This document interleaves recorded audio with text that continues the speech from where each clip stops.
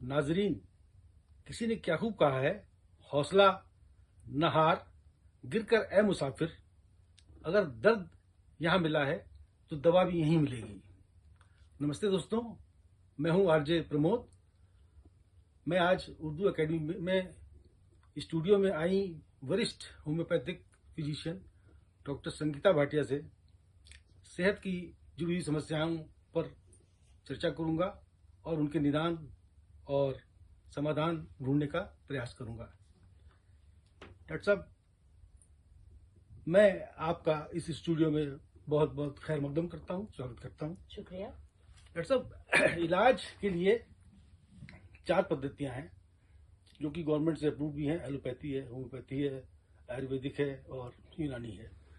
तो होम्योपैथिक दवा लेना थोड़ा सा आसान भी होता है, सस्ता ही पड़ता है और हम समझते हैं कि फायदा तो करती हैं, तभी लोग ले रहे हैं, उनके चाहने वाले लोग बढ़ते ही जा रहे हैं। तो डॉक्टर साहब, क्या इन दवाओं के लेने से कोई साइड इफेक्ट वगैरह भी होते हैं क्या, जैसे एलोपैथिक दवा में होते हैं? जी नहीं, इसमें साइड इफेक्ट इसलिए नहीं होता क्योंकि हम इसकी जो मेथड ऑफ प्रिपरेशन है उसमें हम क्या करते हैं, दवा की क्षमता को बढ़ा देते हैं और उसकी क्रूड फॉर्म को खत्म कर देते हैं। तो कोई साइड इफेक्ट नहीं होता इसमें। 100% श्योर ये सेफ है। होम्योपैथिक दवाएं असर करती हैं और जैसे कि एलोपैथिक लेने में मिलीग्राम डोज पे होता है, ऐसे ही होम्योपैथिक में आपका पोटेंसी होती है या यूं कहें कि उसका डाइल्यूशन होता है। तो ये आप किस बेसिस पर डिसाइड करती हैं?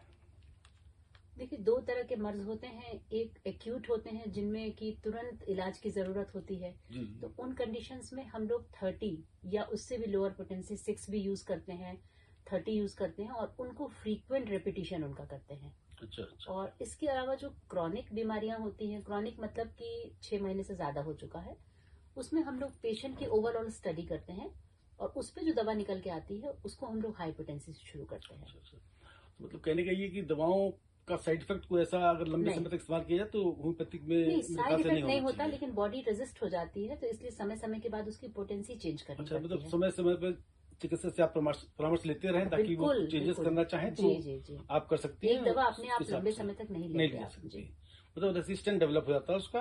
रेजिस्टेंट भी, प्लस उसके बाद उसकी एक एक्शन उसका जब खत्म हो जाता है, सपोज 40 दिन का है, तो हमें उसके नेक्स्ट जो जनरेशन है वो देनी होगी, इसलिए चेंज करना पड़ता है।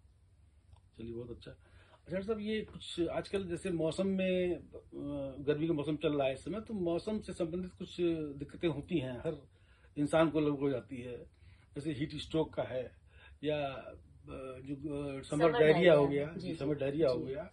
तो इन सब के लिए आपके पद्धति में इलाज है क्या? जी हाँ, बहुत बेहतर इलाज है, लेकिन एक कंडीशन है, जैसे आप कह रहे हैं समर डायरिया, अगर वो कंट्रोल नहीं हुआ तो डिहाइड्रेशन की नौबत आ जाती है। जी। उस कंडीशन में हम लोग ये कहते हैं कि आपको ड्रिप चढ़वानी ही पड़ेगी, तो आपको एलोपैथिक में जाना पड़ेगा अगर डायरिया कंट्रोल नहीं है।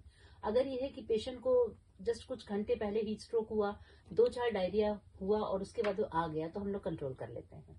यही इंडाइजेशन के लिए भी यही होगा? इंडाइजेशन में तो बहुत अच्छी तरह से बहुत जल्दी कंट्रोल हो जाता है, क्योंकि उसमें फ्लूइड लॉस नहीं होता ना। डायरिया में फ्लूइड लॉस होता है, वो मेंटेन करना बहुत जरूरी है।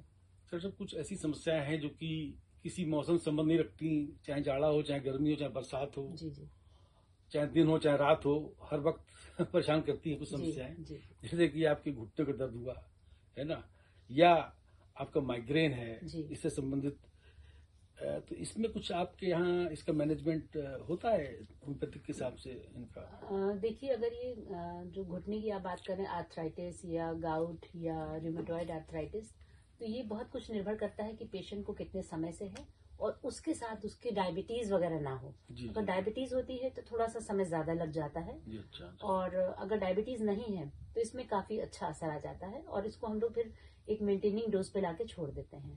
और माइग्रेन तो हमारे यहाँ ऑलमोस्ट 100% केसेस चले जाते हैं, फ्रीक्वेंसी तो बिल्कुल ही खत्म हो जाती है उसकी। तो माइग्रेन वालों को होम्योपैथिक चिकित्सा बिल्कुल जरूर लेना चाहिए, बिल्कुल जरूर लेना चाहिए। आपका ये कहना है?